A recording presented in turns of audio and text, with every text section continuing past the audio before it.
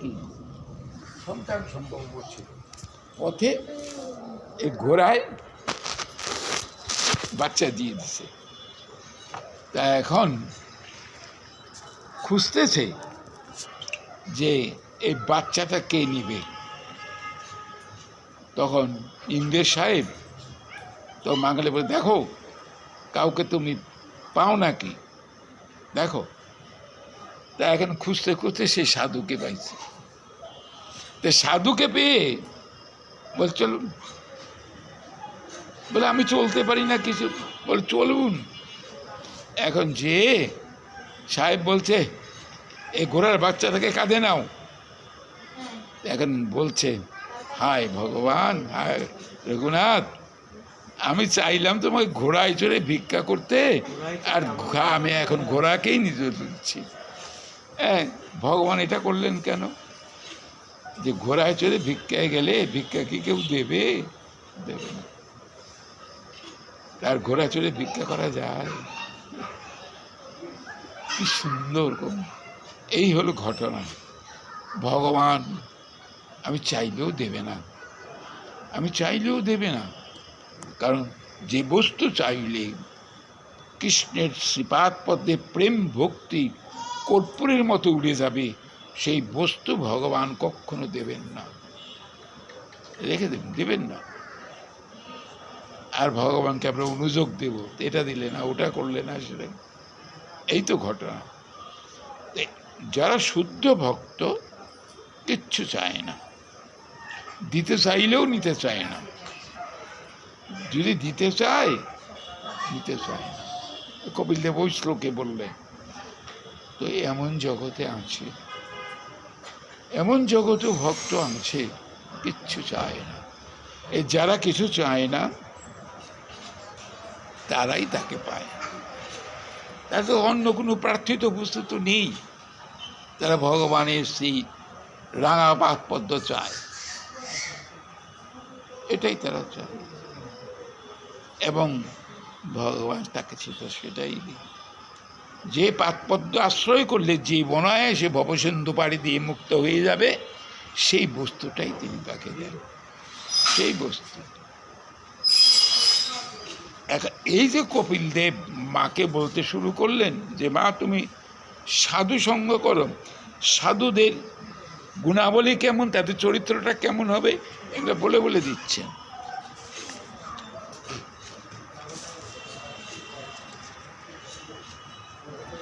এখনই এরকম অবস্থা, দিনের মধ্যে কারেন্ট থাকে না, অণু থাকে না। আমার জন্য সর্বকর্মত সমর্থ আত্মীয় বান্ধব ত্যাগ করিয়াছেন, কামিনী কাঞ্চনকে ত্যাগ করা যায়? ভগবান কপিলদেব বলছেন মাকে, যে দেখো মা, যারা আমার জন্যই বন্ধু বান্ধব আত্মীয় স্বজন নিজের আপনজন ত্যাগ করেছেন, তারাই সাধু। আমাকে পাওয়ার জন্য সব ত্যাগ করেছে। দেখেন না, ভরত মহারাজ, যার নামে ভারতবর্ষ, এই ভরত মহারাজ যৌবনকালেই সংসার ত্যাগ করে, রাজত্ব ত্যাগ করে, আপনজন ত্যাগ করে, সব ত্যাগ করে চলে গেলেন বনে ভগবানকে ভজন করবার জন্য, কৃষ্ণ ভজন করার জন্য সব ত্যাগ করে চলে গেলেন ভরত মহারাজ। দেখেন, ফিরে তাকাইলেন। যদিও পরবর্তীতে হরিণের প্রতি দিয়া হরিণ জন্ম অনেক কিছু হয়েছে এর পরবর্তী জায়গায়, কিন্তু ত্যাগ করেছিলেন। এবং অনেকেই আছে দেখবেন সব ত্যাগ করে ভগবানকে পাওয়ার জন্য চলে যায়, সংসার টংসার ত্যাগ করে ফেলে দিয়ে চলে যায়, কোনো আসক্তি নেই। তবে এগুলো খুবই বিরল ঘটনা, খুবই কম। আমরা কৃষ্ণ কথাই শুনতে চাই না, তা আবার কৃষ্ণ কথাই তো শুনতে চাই না। যা শুনলে পরে আপনার ভবব্যাধি দূর হবে, সেই তো শুনতে চাই না, শুনতে চাই না। তবু শুনুন, শুনুন, শুনলেই কাজ হবে। ভগবান এমনই কলিহত জীবের জন্য এত সুযোগ করে দিয়ে গেছেন যে দেখো তোমাকে কিছু করতে হবে না, আমার কথা শুনো। সিনতাং সকতা পুণ্য শ্রবণ কীর্তন হৃদন্তভদ্রাণী বিদুনাতি সহিত সত্যম। ভাগবতের শ্লোক, ভাগবতের শ্লোক, প্রথম দ্বিতীয় 14তম শ্লোক। স্নেহতাং সকতা পুণ্য, আমার কথা শোনো। ভাগবত সব জায়গায় বলছে শোনো, আর গীতায় বলছে তুমি করো। গীতায় আসছে দেখা যায় ভগবান শ্রী গোবিন্দ বলছে আমি কর্ম করো, কর্ম না করলে তোমার দেহযাত্রাও নির্বাহ হবে না, কর্ম করো। সেই কর্মটা করো আমার আসক্তি শূন্য হয়ে, স্বার্থ শূন্য হয়ে নিষ্কামভাবে কর্ম করো। সেই কর্মে তোমার বদ্ধতা আসবে না, সেই কর্ম করলে তোমার কখনো বন্ধন হবে না, মুক্ত হতে পারবে। তুমি কর্ম করো। ভাগবত বলছে তুমি শোনো, শোনো, তুমি আমার কথাগুলো শোনো। তো দুটা ব্যতিক্রম ধর্মী কথা হয় না, কথা একই। আপনি কৃষ্ণ কথা না শুনলে আপনার কখনো বলুন, আর কৃষ্ণের কর্ম বলে যদি গ্রহণ না করতে নিজের কর্ম ডুববেন। এইসব আমারই কর্ম করে, সব এটা আমারই বলি। কর্ম করতে পারছে, কর্মণি এই অধিকার নেই, কর্মই তোমার অধিকার। মা ফলে এসু কদাচন, ফল তাই মা কলহেতুর ভূমা তে সংঘস্ত কর্মণি। কর্মের ফল পাবো না বলা কর্ম তুমি করবে না এটাও মনে করো না। কর্মেই তোমার অধিকার, ফলে তোমার কোনো অধিকার নেই। আমি কর্মফলদাতা, আমি তোমাকে ফল দেব। এই হলো গীতার ভাষ্য। আর ভাগবত উদ্দাত কণ্ঠে বলছেন শ্রবণ করো, আমার কথা শ্রবণ করো। ওই শ্লোকটার অর্থ হলো এই যে তুমি আমার কথা শ্রবণ করো। শ্রবণ করতে করতে আমার কথার মাধ্যমে আমি তোমার অন্তর্জগতে প্রবেশ করব। অন্তর্জগতে প্রবেশ করে তোমার জন্মান্তরীণ যে ময়লা আছে, কামনা বাসনা, আমি সব ঝাড়ু দিয়ে পরিষ্কার করি। আমি করবো, তুমি শোনো, তুমি শোনো, আমার কথা শোনো। ভগবানের কথা শুনবেন। দেখেন ভগবান তিনিও তার কথা শোনার জন্য সর্বদা ব্যস্ত। নারদ পুরাণে বলছেন নহং তিষ্ঠামি বৈকুণ্ঠে যোগিনাং হৃদয়ে নচ মদ্ভক্তা যত্র গায়ন্তি তত্র তিষ্ঠামি নারদ। আমি যোগীদের মধ্যেও থাকে না যারা যোগ সাধন করে আত্মাকে পাই। বৈকুণ্ঠে লক্ষ্মীর কাছে বসে থাকি না, তাহলে কোথায় থাকি? আমার ভক্তরা যত্র গায়ন্তি, যেখানে আমার কথাগুলো আলোচনা করে সেখানে। আমাকে পাওয়া যাবে কোথায়? ওই যেখানে আমার ভক্তরা আলোচনা, সেই জায়গায় আমাকে মানে ভগবান তার বীর্যময়ী প্রেমময়ী কথা শোনান, নিজেই উদ্গ্রীব। দেখেন না এই যে জগন্নাথের মূর্তিটা কীভাবে আসলো? জগন্নাথের যে হাত পাও কিছুই নেই, এই যে মূর্তি একটা অদ্ভুত মূর্তি, অদ্ভুত মূর্তি কি করে হলো?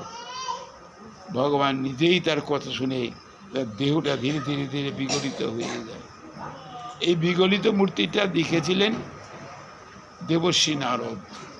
তখন প্রভুর কাছে প্রার্থনা করেছিলেন যে প্রভু তোমার এই মূর্তিটা জগতের কাছে তুমি প্রকটিত করো, এই মূর্তির দর্শন করলে জীব উদ্ধার পেয়ে যাবে। ভগবান তার কথা শোনার জন্য গীতায় দেখবেন মাহাত্ম্যে যে যারা গীতা পাঠ করেন তিনি এত সন্তুষ্ট হন বেদপাঠের উপনিষদ পাঠ, দান, যজ্ঞ, তপস্যায় অত তুষ্ট হন। মাহাত্ম দেখবেন। আচ্ছা, তো ভগবানের কথা ভগবান সবসময় এই পোকার জ্বালায় আর অস্থির করে ফেলে দিল। এই আলোটা চলে গেল, কি বিপর্যয়। সংকেত দিচ্ছে, হ্যাঁ, প্রথম দিনে সংকেত দিচ্ছে, সামনের দিন খুব একটা ভালো হবে না। তাই তো দেখতে পাচ্ছি না, গতি তো ছাড়ছে না, গতি তো ছাড়ছে না। যাজ্ঞা দেখ, আমাদের কল্পফল ভোগ করতে হবে। এই হলো কোন আজকের এই মহান দিনে আপনারা আসছেন জীবাধামের মুখ থেকে কৃষ্ণ কথা শুনবার জন্য। গোবিন্দ যতটুকু বললেন কৃপা করে আপনাদের সবসময় যখনই আসবেন মনটা তার কথার মধ্যে রেখে দেবেন, অন্যদিকে দেবেন না। আন কথা আন ব্যথা না দেই তথা তথা, তোমার চরণীতি সাজো অবিরল অবিকল, তুয়া গুণ কল কল গাই যেন সত্যের সমাজে। মহাজনরা যেভাবে তোমার কথাগুলো বলেছে, আমি সকল মানে কল্পনা করে ওগুলো বলবো না, তাই সে কথা বলবো। যেখানে তুমি আন কথা হবে সেখানে তুমি যদি যাও, হয়তো প্রসঙ্গে তোমারই একটা কথা ওর মধ্যে ঢুকে পড়লো, সে তোমার মনটা ব্যথিত হয়ে গেল। এই জন্য তোমার চরণীতির সময় তোমার স্মরণের স্মৃতি, সাজো কথার স্মৃতি তোমার সাজো। অতএব মানব জন্ম পেয়েছেন, মানবোচিত কর্তব্য। সবচেয়ে প্রিয়তম সৃষ্টি হলে মানুষ।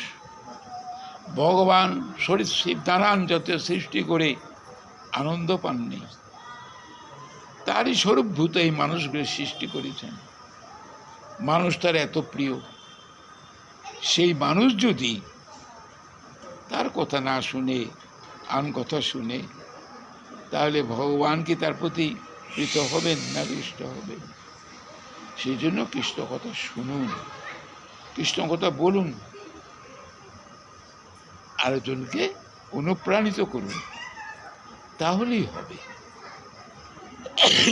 জয় রাধে। তো আজকে কয়টা মারছে তাও জানি না, 9টা। আর বেশি রাখতে যাওয়া দরকার নেই। আসছেন আপনার, হ্যাঁ না ই করতে তো কত সময় লাগবে, তখন হয়তো আর একটা আসবে। আর না আসলে কি করবেন?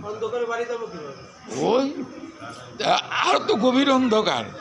এই ভাগবতে 3য় স্কন্ধে বলছেন যে যমদূতদের টেনে নিয়ে যাবে যে অন্ধকার পথে, সে আর চোখে দেখা যাবে না। এই ভাগবতে বলবে উত্তপ্ত আগুনের কয়লার উপর টেনে নিয়ে যাবে, ইচ্ছে করে না, চেঁচাবেন, কোনো কাজ হবে না, কোনো কাজ নাই। সময় থাকতে তো আসে যাওয়া হয়নি। অতএব এই ভাগবতে বলছে কি পরিণতি হবে, অন্ধকার আলো, ঘোর অন্ধকার। এই অন্ধকারতে বাঁচার পথই একমাত্র কৃষ্ণ নাম করুন। সবসময় মনে রাখেন নূতন দিন আমরা পেলাম, তাও তো একটা দিন চলে গেল, একটা দিন চলে গেল, কালকে আসবে 2য় দিন। এমনি দিন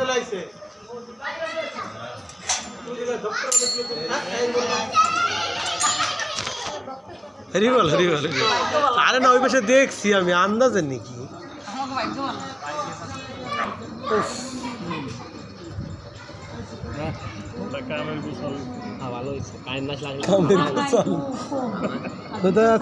গান টান গাওয়া কষ্ট না।